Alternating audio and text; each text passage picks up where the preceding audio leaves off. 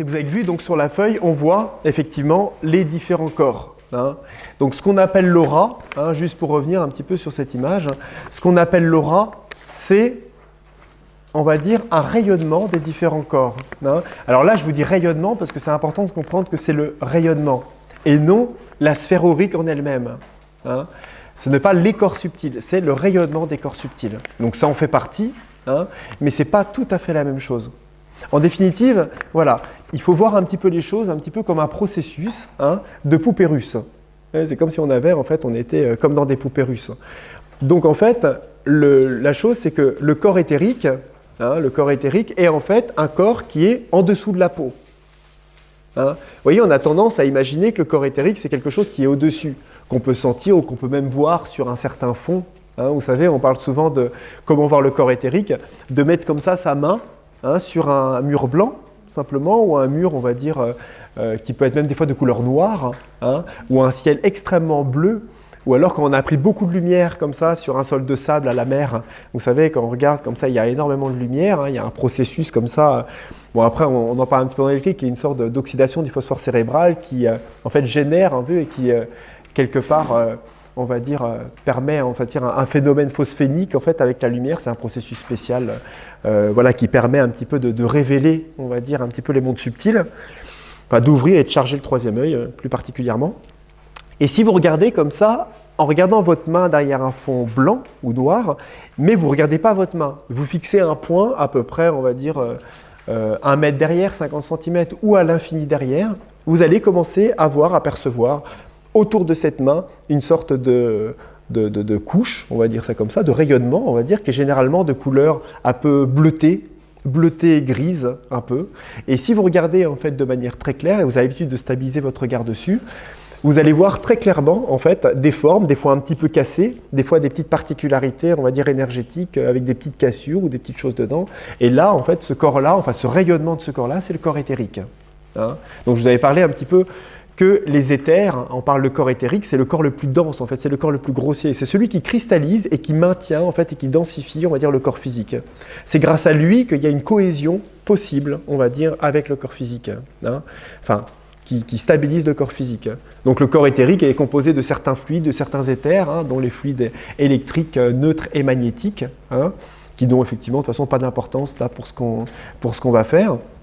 Mais c'est intéressant de soutenir que chaque corps énergétique et subtil est soutenu par un autre corps correspondant qui est de plus en plus haut. Et que si on prend quelque part le plan physique, c'est-à-dire le plan physique tel qu'on entend, le plan matériel est en quelque part une symbolique, un symbole, une cristallisation quelque part de la combinaison de toutes les polarités des différentes forces, de la création duelle. Donc en fait, c'est le résultat actuel aujourd'hui du niveau de conscience de notre propre, sûrement, collectivité consciente. Alors je ne sais pas si ce mot il est très juste, comment je le dis, mais vous voyez un petit peu ce que je veux dire ? Je parle du plan physique, ouais. C'est-à-dire que plus, si les autres plans évoluent, si toutes les consciences et de ce fait les créatures incarnées qui manifestent aussi cette conscience physique et cette forme, cette acceptation de système d'interprétation qu'on a de la forme, eh ben, cela veut dire que le monde physique changera de ce fait. Enfin, je vous partage ma vision, on entend bien sûr. Donc ce qui veut dire que de ce fait, le monde physique n'est pas quelque chose de figé. Absolument pas. Et les lois de la nature ne sont pas non plus quelque chose de figé, sont quelque chose qui est en évolution. Simplement, les processus évolutifs qu'on imagine sur le plan physique se passent en réalité sur d'autres plans. Et ces processus évolutifs qui se passent sur d'autres plans ont leur évolution, leur processus d'évolution dans la conscience des créatures qui y vivent, dont principalement les créatures les plus élevées. Donc les plus élevés, en tout cas dans le plan physique d'incarnation de notre conscience terrestre, c'est les humains. Donc nous sommes de ce fait en avant, les premiers pions, on va dire incarnés, en avant, responsables quelque part d'une possibilité d'évolution de la conscience de notre propre système solaire. Après, il y a d'autres consciences aussi, qui vivent sur d'autres plans, mais ça c'est encore autre chose.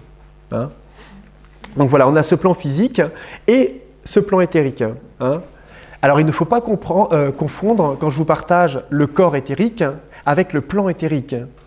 Notre corps éthérique est en relation avec le plan éthérique, comme notre corps astral est en relation avec le plan de création universelle astral. Et notre corps mental est en relation avec le plan universel mental. Hein. Comme je vous disais, c'est grâce au plan corps physique que je peux toucher le morceau de bois là, hein, ou le gong. C'est grâce à mon corps physique. Je ne le touche pas avec mes pensées. Vous voyez, j'essaie de le faire tomber.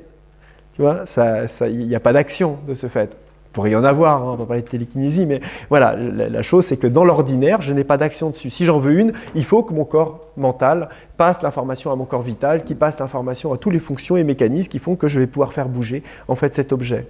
Hein. Donc chaque corps est en relation avec le plan correspondant. Hein. C'est peut-être bête comme ça, dit comme ça, parce que c'est très simple, mais en définitive, c'est important de commencer par le début pour comprendre qu'en définitive, la relation que l'on va avoir, par exemple, avec les esprits de la nature sur le plan astral, ne va pas se faire sur le plan physique et ne va pas se faire sur le plan mental. Donc ce n'est pas notre corps mental qui va avoir une action et ce n'est pas notre corps mental qui va rentrer en relation avec ce plan. C'est notre corps astral, notre corps émotionnel. Hein? Donc ce qui veut dire que, et c'est ce que je vous partageais hier, c'est que plus on est à l'aise, on va dire, plus on est perméable, plus notre corps émotionnel est souple, ouvert, et plus on a une relation assez simple et on va dire, et naturelle avec notre corps émotionnel, plus de ce fait, on peut rentrer en relation, on va dire, de manière consciente avec le corps, avec le plan astral et les êtres qui y vivent. Hein? Donc de ce fait, on a le corps éthérique, le rayonnement du corps éthérique. Hein. C'est-à-dire qu'on a le corps éthérique qui est un petit peu sous la peau. Simplement, c'est exactement la même chose au niveau des plans. Comment ça? C'est-à-dire que, par exemple, le plan éthérique de la planète, il est sous terre. Et le rayonnement est à la surface. Hein? Et c'est exactement la même chose, en définitive, pour le plan astral. C'est-à-dire le plan astral universel, il est sous terre quelque part, si on le prend au niveau de notre vision en tant humaine, hein, des choses. Donc vous voyez, c'est intéressant parce que plus on monte en vibration, c'est-à-dire plan éthérique, plan astral, plan mental, avec tous les autres octaves vibratoires du plan mental, et bien plus on descend profondément dans la Terre jusqu'au noyau en fait, divin et du cœur de la Terre dans les plans les plus hauts, le cœur de la planète quelque part. Mais en définitive, dans une manière beaucoup plus fractale, individuelle, parce que notre microcosme est à l'image du macrocosme, hein, et ben nous avons le même mécanisme en nous. C'est-à-dire que nous avons le corps éthérique un petit peu plus, juste en dessous de la peau, un petit peu plus fin. En dessous, nous avons notre corps astral et notre corps mental qui est encore plus petit et nos corps divins qui sont comme des poupées russes de plus en plus petits, de plus en plus petits, de plus en plus petits, jusqu'à dans le cœur profondément. Ce qui veut dire que la source des plans les plus hauts, les plus amoureux, les plus aimants en vibration sont les corps les plus petits, en définitive. Les plus hauts en vibration sont les plus petits. Hein? Ouais, dans le concept vibratoire, hein, des choses. Hein. Mais, par processus d'inversion, puisque l'esprit est inverse de la matière, plus ils sont petits, plus ils rayonnent. Et plus ils sont grands au niveau de la perception des choses. Donc c'est pour ça qu'on a le corps éthérique qui est dessous, qui a un certain rayonnement qui est assez minime, hein, qui fait à peu près 2 à 3 cm et quelques, hein, dans la vision. Si on a ensuite le corps astral qui est un peu plus petit, qui se situe, en fait, qui prend des parcelles très particulières, on va dire, du corps. Hein, et ce corps astral a un rayonnement qui est un petit peu plus grand de ce fait. Hein. Mais plus de ce fait, on est dans des corps subtils qui sont grossiers, comme le corps éthérique, le corps astral, plus ils sont faciles à voir. C'est-à-dire qu'il est facile de voir le corps physique. Vous voyez, il n'y a normalement pas de problème. Hein, voilà. Le corps éthérique est encore plus facile à voir. On le voit principalement tous. Hein, si on se concentre un petit peu, on voit, bon après voilà, il y a des phénomènes. Enfin, c'est plus en fait nos propres rythmes cérébraux que l'on voit en fait quand on perçoit en fait les corps des autres. C'est pas vraiment les corps des autres. C'est en fait une symbiose de nos propres rythmes cérébraux qu'on projette en fait sur les propres corps. Ce qui crée en fait un système d'interprétation dans lequel on peut voir. Donc on ne perçoit pas tous la même chose, hein, mais on en reparlera. Donc on a ensuite le corps astral. Le corps astral est en définitive quelque chose que l'on perçoit, si on le voyait au niveau clairvoyant, on va dire relativement simple, quelque chose qui est à peu près, qui fait à peu près, oui, je ne sais pas, 1 mètre et quelques, hein, autour de la personne, hein, à peu près. On a quelque chose, voilà. Et c'est un corps qui est relativement assez grossier. Hein. C'est généralement le corps dans lequel on a vraiment beaucoup de couleurs. C'est un corps dans lequel qui est assez généralement très coloré, et c'est celui qu'on perçoit quand quelqu'un va être en colère, va s'énerver, etc. On va commencer à voir comme ça des fissures noires, des failles, des teintes un petit peu rouges, orangées, noires, plombantes. Et il ne faut pas oublier que quand on crée des formes pensées et des charges négatives, et on se met en colère contre soi-même, et de ce fait, on crée aussi des formes pensées, c'est-à-dire des charges, une sorte de forme vibratoire, et vivante, qui peut même devenir consciente. On en reparlera un petit peu, parce qu'on parlera un peu des égrégores et des différentes formes pensées des différents corps. Et cette forme-là prend une fréquence vibratoire particulière qui alourdit, de ce fait, ce propre corps, et en l'alourdissant, amène avec lui, de ce fait, un plombage quelque part négatif du corps éthérique, et peut même, effectivement, générer une maladie ou ouvrir des failles qui peuvent permettre à des maladies ou au corps physique de ne plus être protégé par la qualité du corps vital. Parce qu'il ne faut pas oublier que le corps éthérique et le corps vital sont les corps les plus grossiers, mais les premières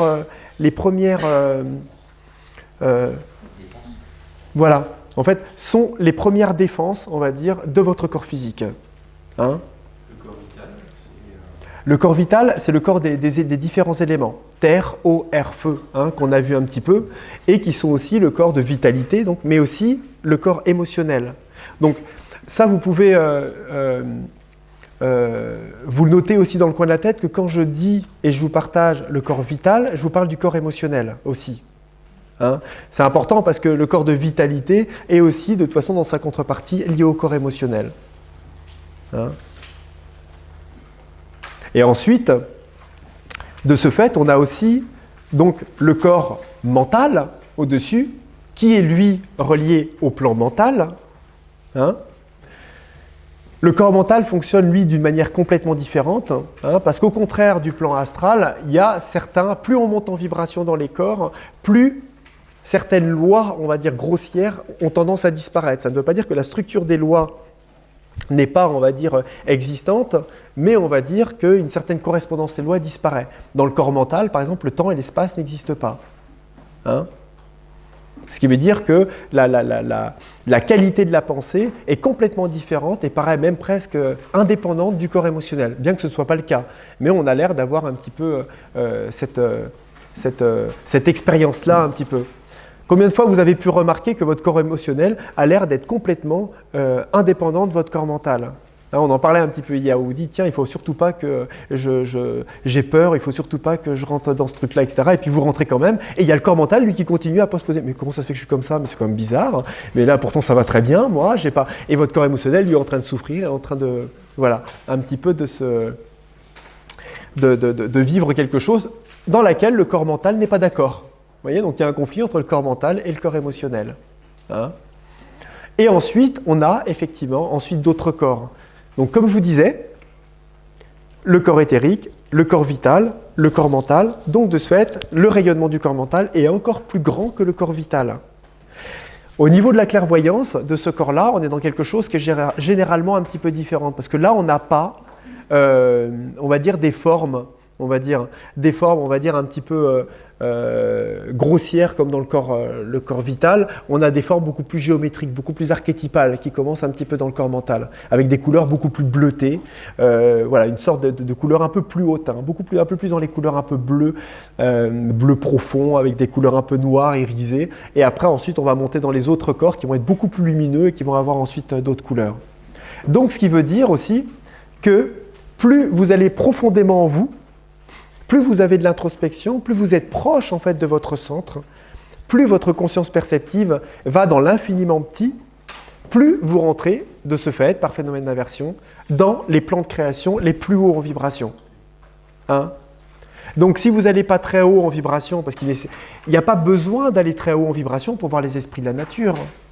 Par contre, il faut monter plus haut en vibration pour voir les êtres de lumière. Alors il y a des personnes qui ont des difficultés à trop monter en vibration, hein, qui ont le coronal un petit peu, on va dire, qui n'est pas très très ouvert, mais qui ont une facilité tout de suite à aller voir les esprits de la nature. Et il y en a d'autres qui sont un peu coupés leur émotionnel ou choses comme ça, et qui sont, hop, qui est bien ouvert un petit peu en haut, et qui, de ce fait, captent beaucoup plus facilement les êtres de lumière. Hein, tout dépend en fait de l'interaction et de l'ouverture, on va dire, des différents centres énergétiques, et où la personne a l'habitude un petit peu de mettre sa conscience. Hein. Donc on verra ça, et vous verrez un petit peu, pour vous, lesquels corps et lesquels espaces, en fait, il est plus facile pour vous de sentir. Hein. Donc voilà. Donc de ce fait, je vous partage ça pour que vous compreniez qu'effectivement, plus vous allez être à l'écoute et vous allez avoir des méthodes d'introspection et vous êtes à l'écoute de votre corps mental, de votre corps astral, et vous allez savoir où il se situe dans votre expérience corporelle, plus vous allez savoir, quand des êtres se présentent, dans quel espace vous avez le contact. Hein. Et juste pour finir dessus, hein, et c'est là en fait où c'est quelque chose qui est intéressant, c'est-à-dire qu'on a donc le corps éthérique, le corps vital, le corps mental, hein, donc je vous ai dit, il y a la grande trinité des trois plans, hein, qui englobe l'ensemble de la création, mais dans notre propre corps vital, nous avons et nous retrouvons en définitive ces trois plans. On a le vital physique, le vital donc émotionnel, le vital mental, et les autres octaves, on va dire, spirituelles. Et dans le vital physique, on retrouve encore ces autres plans. Vous voyez, c'est vraiment un processus fractal. Et les esprits de la nature, quand on parle des esprits de la nature, vivent, les petits esprits de la nature, hein, je ne parle pas des grands archétypes du plan mental, les grands devas, les esprits de la nature vivent dans le plan astral, et la relation que vous avez en parlant avec eux se passe dans le vital mental. C'est-à-dire que quand vous leur parlez avec un mental vital. Donc on va y revenir par rapport à ça pour comprendre que ce n'est pas avec votre mental que vous discutez avec. On va prendre un exemple. Vous arrivez dans la nature et vous voyez un bel arbre. D'accord ? Donc vous regardez l'arbre et vous allez voilà, lui dire simplement « Oh là là, qu'est-ce que t'es beau, quoi. Qu'est-ce que t'es beau d'être là, quoi. C'est toi qui fais toute la beauté en fait du lieu si t'étais pas là, etc. » Voilà, imaginons. Vous commencez à penser ça.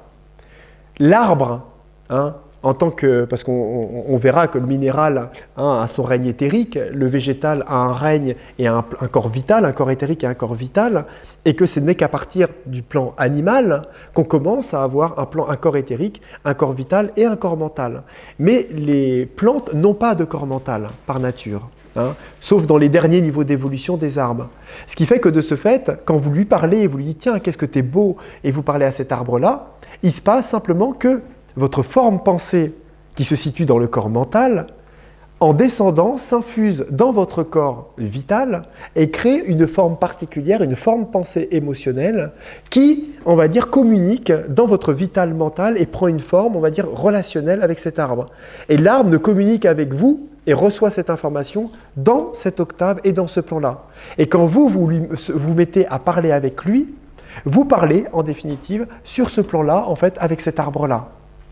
Donc, lui communique avec vous, pareil, sur ce plan-là, hein, sur le plan vital, et de ce fait, c'est votre système d'interprétation émotionnelle qui vous fait ensuite entendre des pensées. Votre vital mental transcrit, on va dire mentalement, les images et les informations dont vous avez besoin, que vous retranscrivez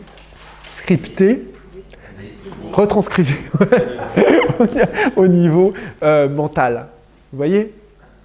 Bon, ça paraît peut-être un peu complexe tout ça. Hein, mais en définitive, ça ne l'est pas du tout parce qu'en fait, je suis en train de vous expliquer voilà, une petite quantité, on va dire, de ma vision des choses. Et petit à petit, vous allez voir, à force de le dire, de reprendre des petites parcelles, les choses vont finir par s'assembler, hein, vraiment de manière naturelle. Hein, donc, il ne faut pas vous inquiéter si ça paraît des fois un petit peu gros comme ça. D'accord ? Donc l'aura, en fait, c'est simplement le rayonnement des corps subtils. De tous ? Ouais. Juste le premier, parce que des fois on entend parler de l'aura et je ne sais pas trop ce que c'est. Bah de ce fait, c'est ça. C'est que l'aura, voilà, l'aura n'est que le rayonnement en fait, des différents corps. Mais il y a beaucoup de gens qui pensent que l'aura, voilà, c'est en fait, tes corps énergétiques sont les corps que l'on voit autour. Mais en fait, ce n'est pas du tout tes corps autour. Ça, ce n'est que le rayonnement, tu vois. C'est comme si j'allumais une ampoule et je mettais ma main devant, tu vois. Et qu'en mettant ma main devant, je vois une lumière. Et je dis que ça, c'est l'ampoule. Hein, c'est la lumière. Mais la lumière, elle ne vient pas de là. La vraie lumière, elle est en dessous de la main. Vous voyez, hein, c'est un petit peu le même processus. Donc ça amène de ce fait naturellement à comprendre que plus vous allez dans l'infiniment petit de votre conscience, plus vous captez des plans qui sont hauts en vibration, et plus de ce fait votre conscience investit des espaces profonds de vous. Donc les corps qui sont profonds et qui sont investis par votre conscience rayonnent d'une lumière plus grande parce que vous investissez ces corps-là. Vous voyez ? En conscience, en tout cas.